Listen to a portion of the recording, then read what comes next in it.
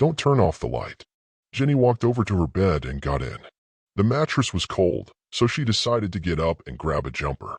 When she put it on, she noticed something in the corner of her eye, a figure outside her window. She thought it was just her mind playing with her, but seeing as she was on the bottom floor it could be a person. Taking care not to provoke whoever it was, she walked over. It was raining outside, and very dark. It was deathly silent. Jenny felt a chill down her spine as she walked over to the window to take a closer look. She saw that the figure looked like a small girl, no older than Jenny. It was just a silhouette. The only thing that she could see was a small figure with long hair. Jenny heard a noise from behind her that made her jump around immediately. On the wall in her room, a message was being engraved. Don't turn off the light. She couldn't stop staring at the message. Her heart was pumping rapidly. She could feel it all over her body. Her muscles were seizing up in her arms as her fingers and hands were shaking fast. She was only 10 and easily frightened. Her legs felt weak and she dropped to her knees. She lay on the ground for around a minute taking in what had just happened. She tried screaming, but only air came out of her mouth. She was far too weak to do anything. It was like an iron weight was pulling down on her throat. After another minute, she became able to stand again. Immediately, she remembered the girl at the window. Was she still there? She turned to face the window and fell back in fright. She was there, staring in, blood dripping from her face, eyes wide and angry. She didn't have teeth, she had fangs. She had the face of a screaming child. Jenny fell back into her desk. She felt something sharp go into her back. It was a pencil from her stationery set, jammed right into her. She started screaming and crying, but silently. She couldn't scream. Jenny tried several times to call for help from her father who was upstairs but couldn't. A thought came to mind that it was the creature at the window stopping her from talking or shouting. Her eyes couldn't stop staring at the girl at the window. Its grin, the blood, the eyes that look into you. Jenny reached her back and pulled out the pencil. It was covered in blood. From upstairs, Jenny could hear someone moving around. Her heart jumped a beat. She was going to get help. Into her room walked her father. She smiled. She was saved. Her father picked Jenny up and saw the stab wound from the pencil in her back. Jenny, what happened, sweetheart? She looked at the window. It was gone. Then Jenny made the mistake to look at the door where her father had just came from. There she was, standing in the entrance to her room.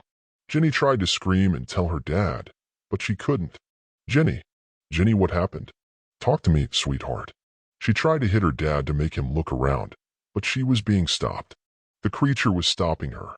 Tears streamed down her face as the girl with the grin, the blood, the fangs, and the eyes moved towards her father. But then the creature looked up at the light, which was still turned on. Her mouth closed, and then with the most agonizing and with the most angry face, ran out of the room. Jenny was able to speak again. Jenny, will you tell me why you're destroying your room? Her dad, who hadn't seen a thing, placed Jenny down on the floor.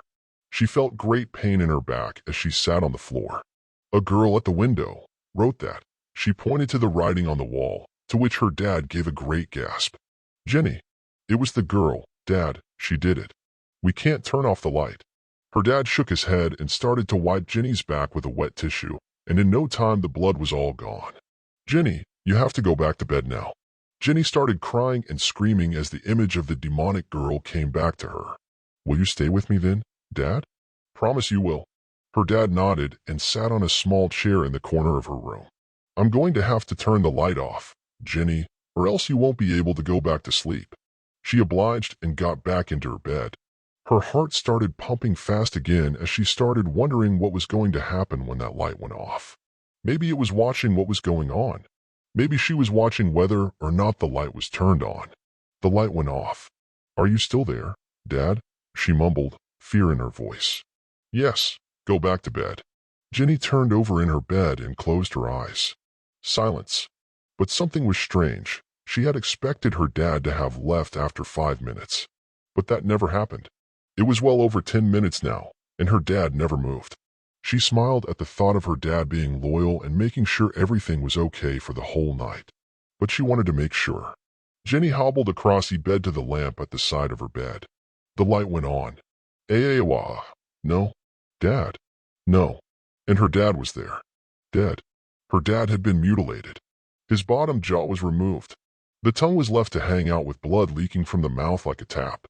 His clothes had been ripped off to reveal a massive slice ripped down the chest. One of his eyes had been impaled by the same pencil that had been in Jenny's back. Jenny fainted. When she woke up, she wasn't in her bedroom. She was in her living room on one of her chairs, tied up. Her legs were tied to the bottom and her arms were tied to the side. Jenny was also gagged. The girl was standing in the side of the room with a knife. Jenny started sweating with fright.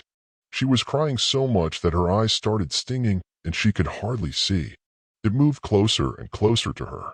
The creature grabbed Jenny's arm and bit into it. Jenny's head flicked up in pain and her chest was in pain from the attempt to scream. Her arm went numb as the creature pulled out some flesh. Jenny's heavy breathing became annoying for the creature, so it repetitively stabbed her in the chest with the kitchen knife. The gag in Jenny's mouth became blood-stained from the blood being pumped through her mouth. Jenny's eyes rolled back as the pain became unbearable. The creature made its final move and slowly began cutting with the knife at the neck. Jenny cried as she knew her death was soon, but not instant. The pain was incredible. After 30 seconds, her head was removed and the little girl was dead. The creature, the girl, started eating Jenny's head from the inside out.